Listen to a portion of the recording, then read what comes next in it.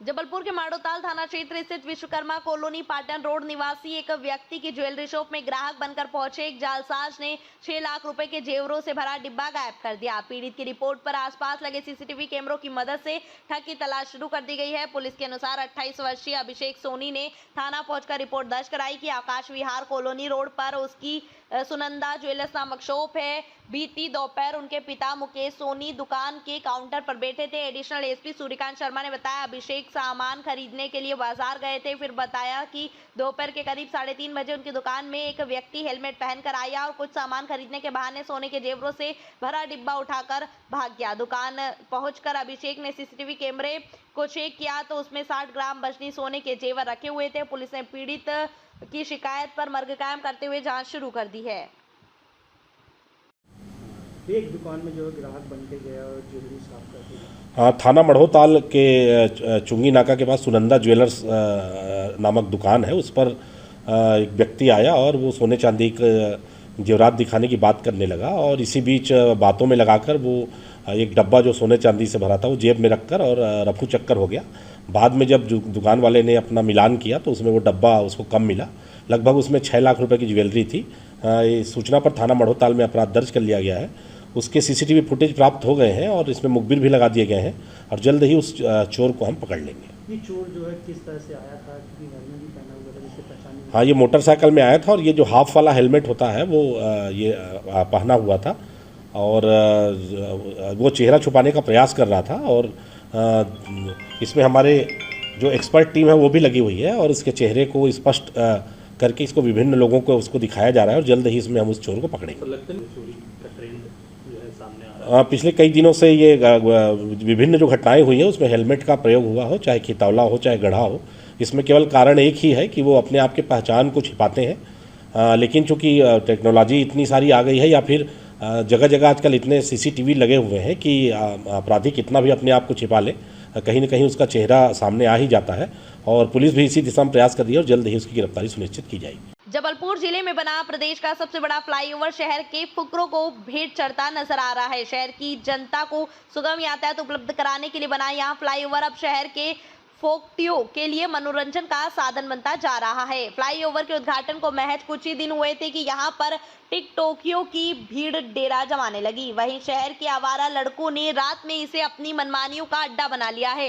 देर रात तक फ्लाईओवर पर नाच गाना और पार्टियों का नजारा देखा जा रहा था तो वहीं शराब और बियर की बोतल भी फ्लाईओवर पर यहां वहां बिखरी देखी गई। फ्लाईओवर पर लोगों ने स्टंट दिखाने भी शुरू कर दिए हैं जिससे आम जनता की जान भी खतरे में आने लगी है। साफ सुथरे फ्लाईओवर को जगह जगह पान और गुटखों की पीक से सजा देने वाले इन फोकटबाज फुकरों को लेकर शहर की जनता काफी नाराज है। शहर की जनता द्वारा लगातार मिल रही शिकायतों को लेकर जबलपुर पुलिस ने अब इन फोकटबाज फुकरों की तबीयत सुधारने का जिम्मा उठा लिया है। फ्लाईओवर पर लगातार पुलिस बल की गश्त और पुलिसकर्मियों की तैनाती की जा रही है। वहीं फ्लाईओवर पर किसी भी तरह का तमाशा करने वालों के प्रति सख्त रवैया अपनाते हुए उन्हें सीधे थाने तलब किया जा रहा है। दो भाई हैं, एक आवेदक है अविनाश श्रीवास्तव और दूसरा उसका छोटा भाई अभिलाष श्रीवास्तव। दोनों का ट्रांसपोर्टिंग का काम है, मतलब दोनों एक ही कंपनी में काम करते हैं और दोनों की एक ही कंपनी। इनका रेलवे में पिछले सालों से कुछ टेंडर चल रहा था जिसमें बड़ा वाला भाई 80% का पार्टनर था और छोटा वाला भाई 20% का पार्टनर था, जिसमें छोटे वाले भाई ने एक फर्जी डीड तैयार करके और उसको अपने बड़े भाई को कंपनी से निष्कासित करके अपनी पत्नी को 50% और स्वयं 50% का पार्टनर बनके और उनका जो बैंक अकाउंट था कंपनी का और वहाँ पे पूरे दस्तावेज सबमिट करके भाई को भी निष्कासित कर दिया बैंक अकाउंट से। और रेलवे से भी जो भी पैसा मिला कार्य का टेंडर का उसको उसने स्वयं ने प्राप्त कर लिया। इस संबंध में बड़े भाई अविनाश श्रीवास्तव द्वारा कंप्लेंट की गई थी जिसमें जांच की गई। जांच में जो डीड तैयार की गई थी उसकी परीक्षण कराया गया। परीक्षण में उसके सिग्नेचर नकली पाए गए जिसके आधार पर FIR की गई और छोटे भाई अभिलाष की गिरफ्तारी करके उसको जेल भेजा गया। उनकी जो पत्नी है वो भी इसमें अपराधी हैं जो अभी लगातार घटना के समय से फरार है FIR होने के बाद से, जिनकी पता तलाश की जा रही है। इनका प्रोफाइल क्या है, क्या करते हैं ये लोग, पहले से इनके किसी तरह के मामले दर्ज है, आदतन अपराधी श्रेणी के हैं, ऐसी कुछ? नहीं, आदतन अपराधी नहीं है। दोनों भाई सगे भाई हैं और दोनों पार्टनर हैं। छोटे भाई को लालच आ जाने के कारण उसके द्वारा ये हरकत की गई है।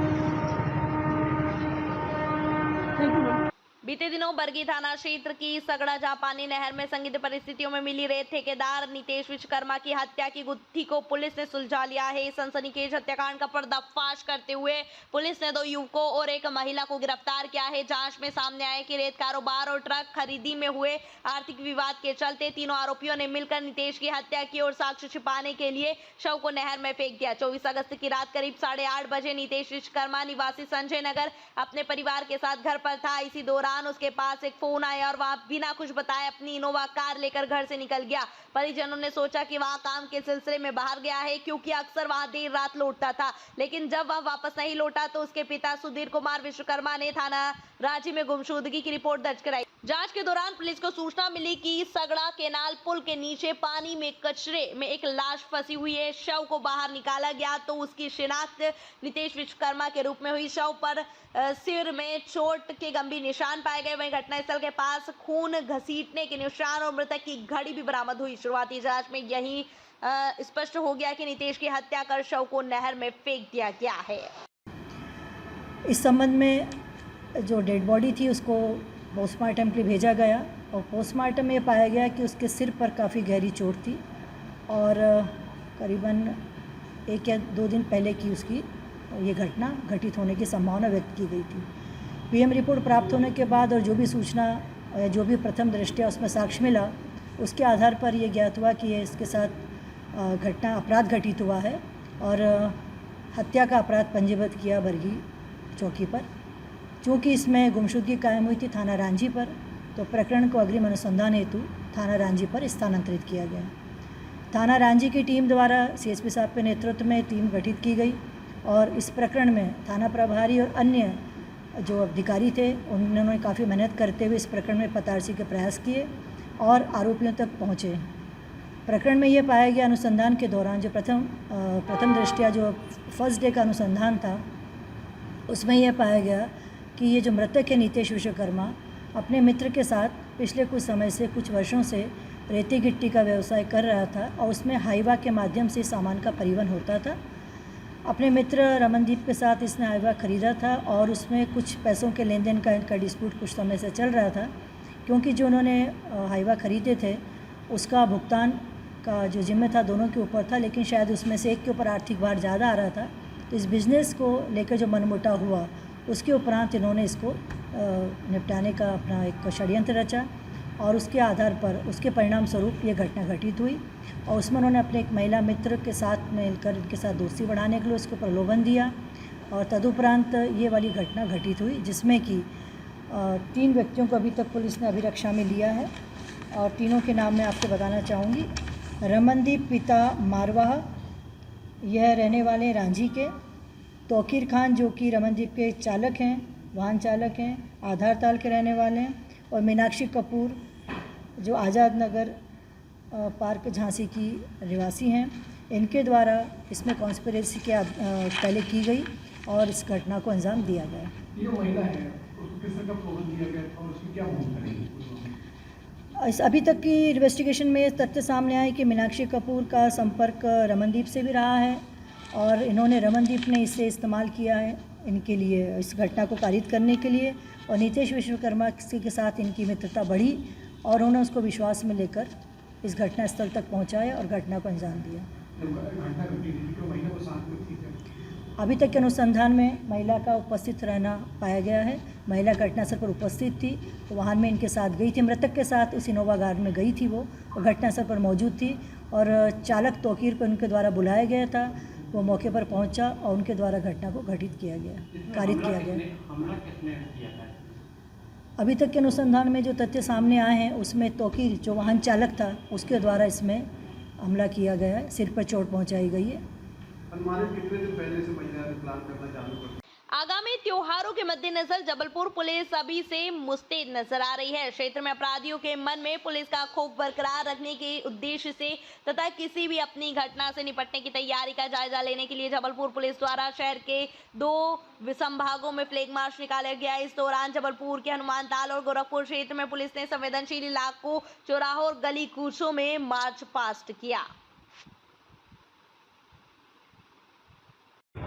ये सर फ्लैग मार्च निकाला गया, कहाँ से कहाँ तक है और क्या उद्देश्य? देखिए, आगामी आने वाले त्योहारों के मद्देनज़र जबलपुर पुलिस ने आज 2 उपसंभागों कोतवाली और गोहलपुर इन्होंने अपना फ्लैग मार्च निकाला है, जो कि हनुमान ताल थाने से प्रारंभ हुआ था।